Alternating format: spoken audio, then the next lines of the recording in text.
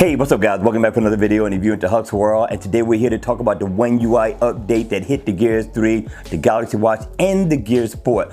Now, we more so want to talk about the deal that's going on with the Gear 3 and the update, and if it helped and fixed the battery life issue.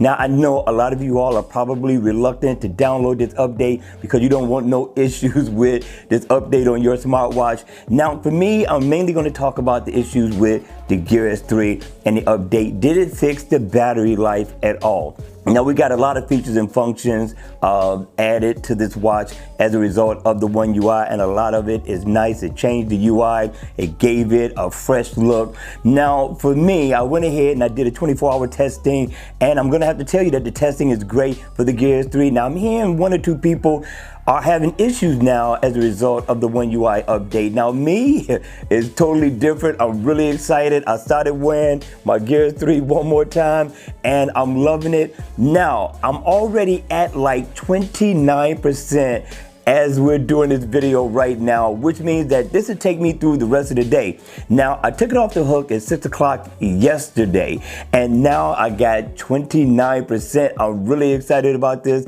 The battery is creeping along, and this is the battery life that I'm looking for. So maybe I'm gonna get 2 days or close to 2 days of battery life out of this smartwatch. Now, for me, I do not cut anything back. So that means that everything that I got going on my watch is running. My display is at, of course, 100% brightness. I don't cut nothing back. I'm not optimizing anything. I probably would never use the optimization because I need a watch that's gonna give me battery life at least for 1 day, at least. 2-3 days, I don't care about because I put my watch on the charger anyway.